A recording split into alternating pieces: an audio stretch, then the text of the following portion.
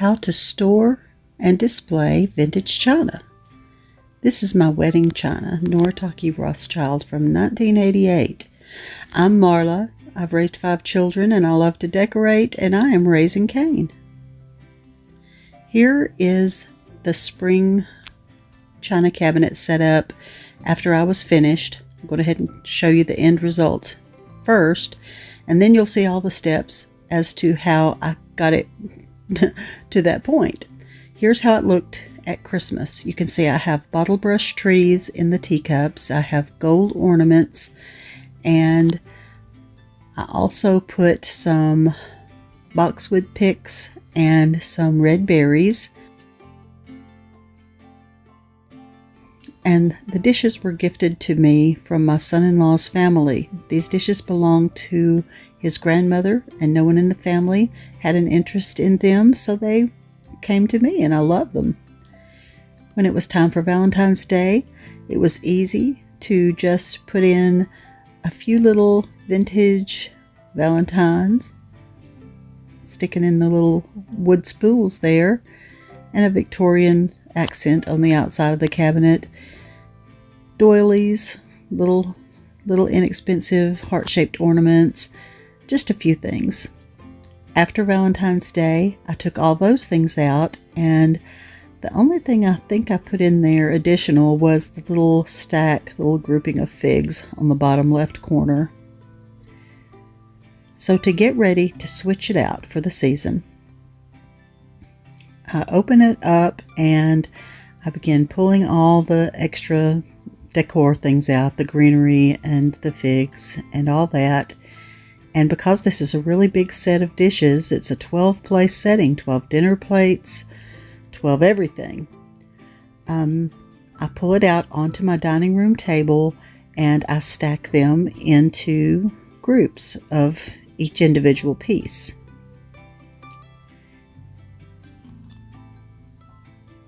Putting the things together in stacks will help me with my next step, which is protecting the china and fitting it into just a regular tote. I mean, it's not even a name brand tote, because I'm going to be gentle with this.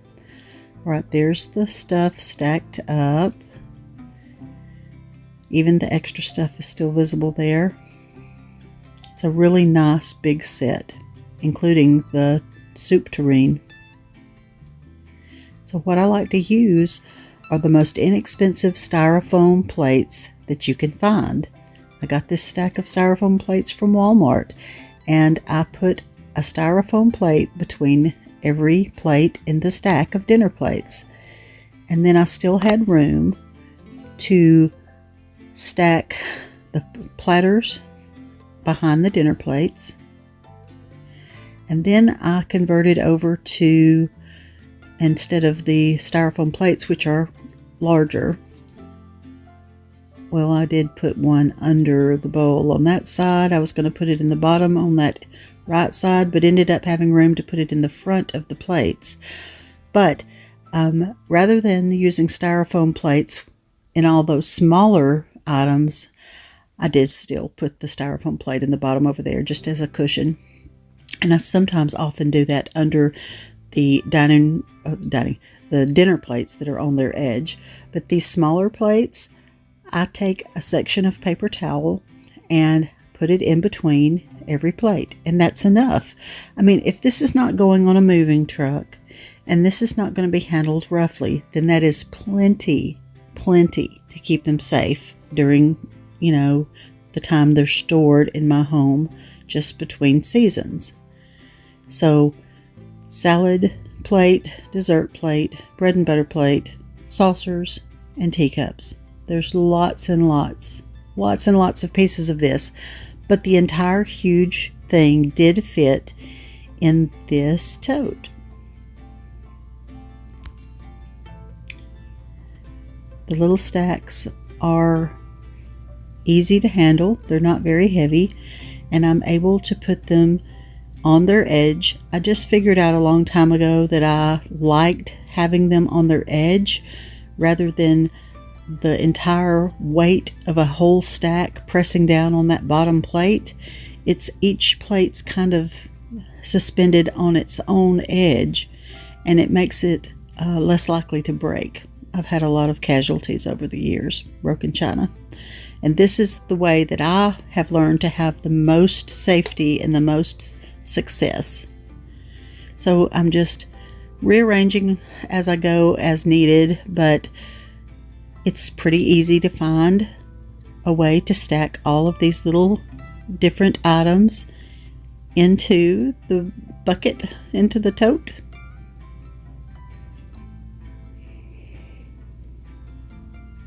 The way the handle is shaped on the teacups, I'm not able to stack more than 2 or 3, but the paper towel between is enough to keep them safe. And I was concerned about whether I'd have room to put these serving pieces. I think there's a creamer, the creamer and its lid, or maybe that's the sugar. The sugar and its lid went inside the soup tureen,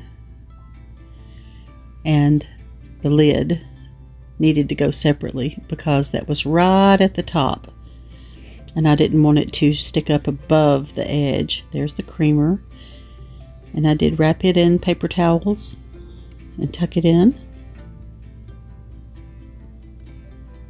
There was kind of an empty space in between there that it slid right into.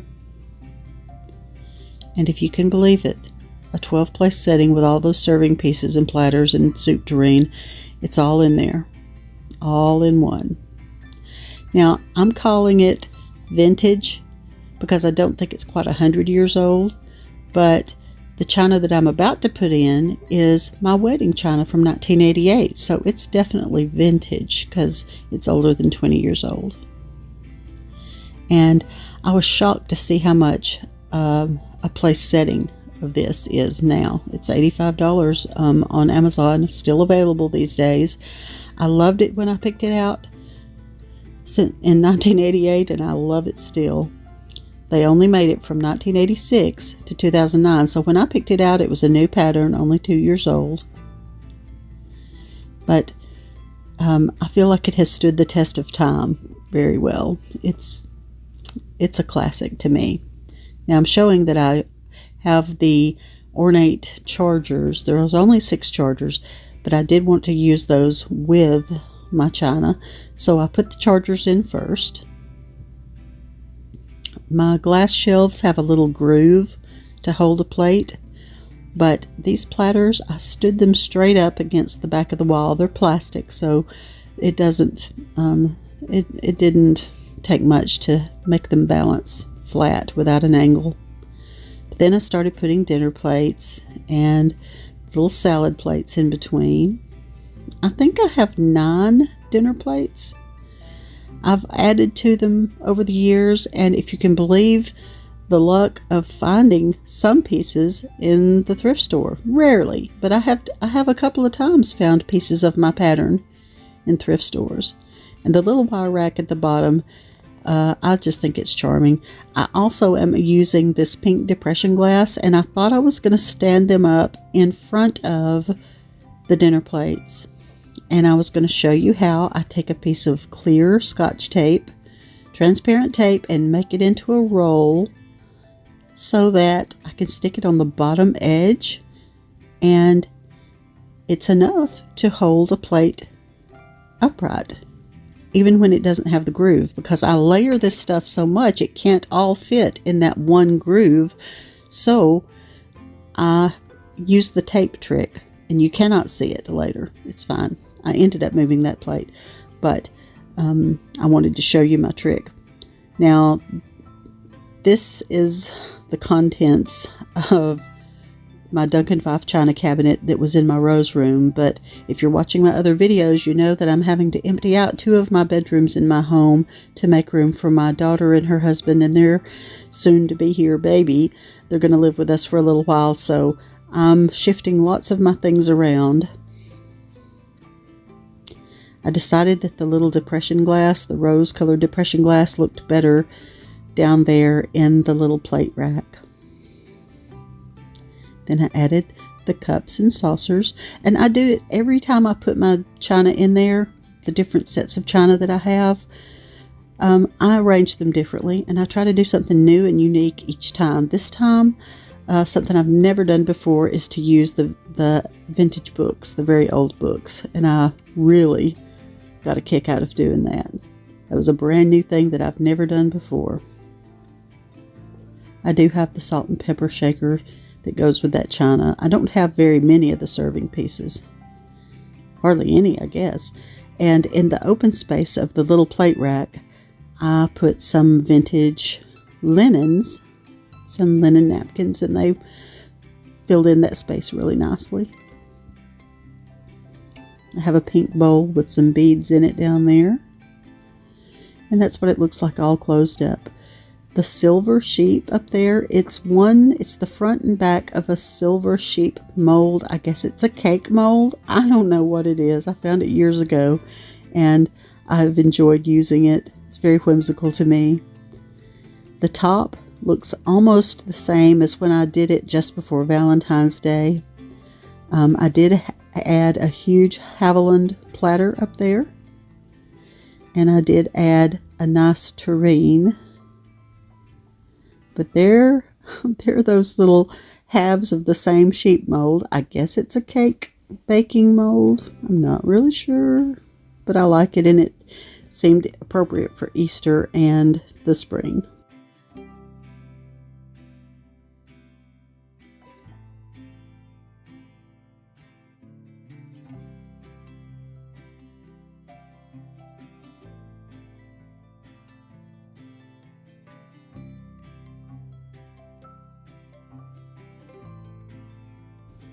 I really do like the way the little dainty linens look, and over to the left you can see a tea towel that has exquisite embroidery on it. It's just gorgeous. I love it so much.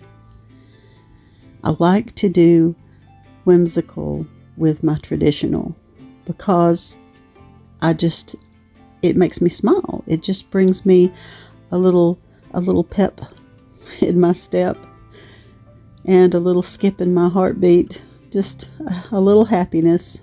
I love it so much. You'll also notice that I have covered the back panel of my china cabinet with a piece of fabric. And this is a sheer piece of fabric with embroidery on it that I first purchased to use at Mallory's wedding.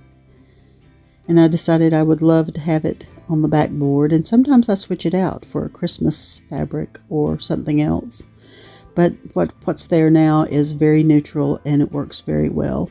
I found those thrifting, and I think I looked up the value, and that's actual sterling silver pieces, and the value of all four of them together was something like $75.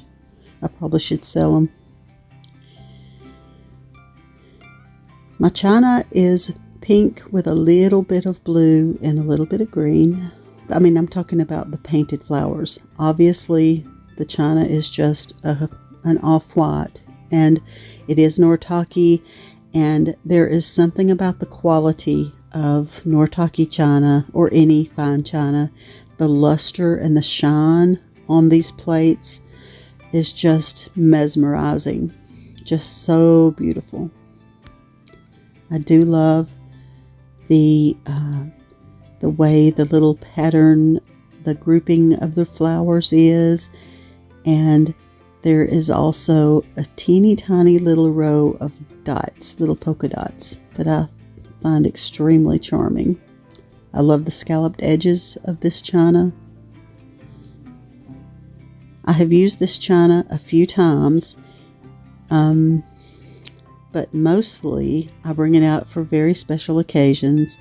And at each of my three daughters' wedding receptions, we set the special bride and groom table with my wedding china, and they all the couples, all three, ate their wedding meal off of this wedding china.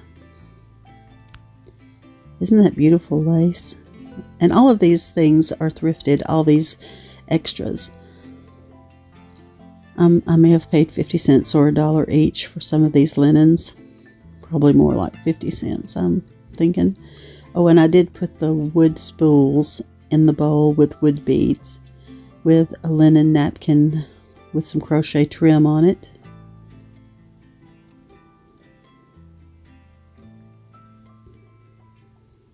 Hymns of the Christian Life.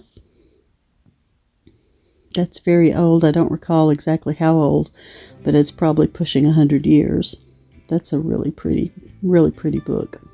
It's a hymn book.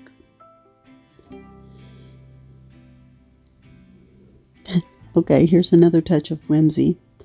I found this sassy little duck a couple of years ago, and I forgot to use him last year. I had him down in the bottom of the china cabinet, and he got pushed behind something else.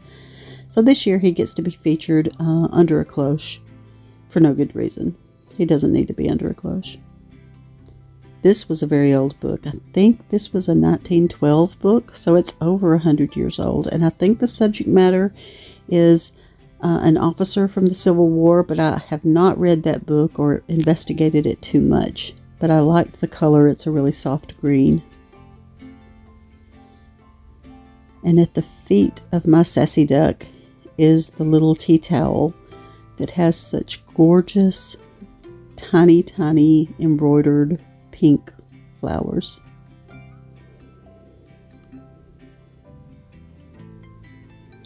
That spoon was my baby spoon.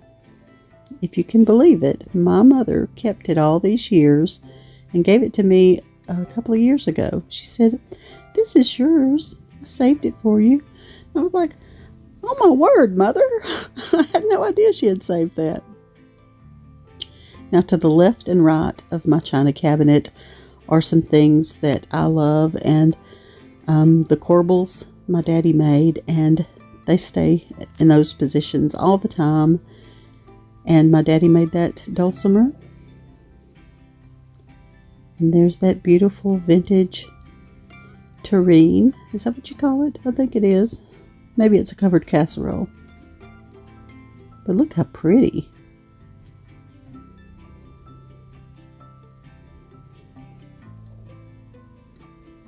There's a little touch of class to go in my mostly whimsical get up and set up here. This arrangement.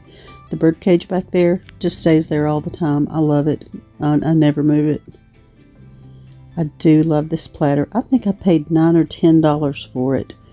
And when I looked up the value, it was a $50 platter. Haviland. Very pretty little florals on that as well.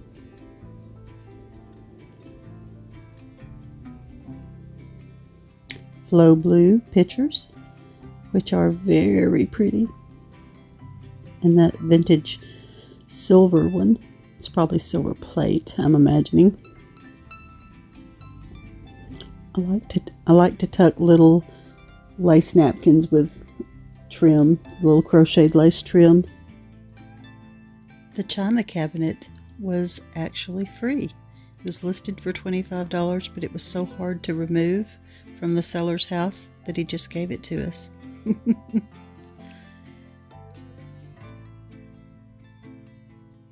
I'm very much going to enjoy having my wedding china out. It's been probably 3 or 4 years since I've brought the wedding china into my main dining room, so I'll enjoy it and have good memories of that day so long ago when I got married. Now, I want to thank all of you for your precious support and all your prayers. And I want you to know that I do pray for each of you. I read your comments. I love to respond and interact with you. And I pray that your life is blessed and that you find pleasure and joy in the little things that the Lord brings to your life.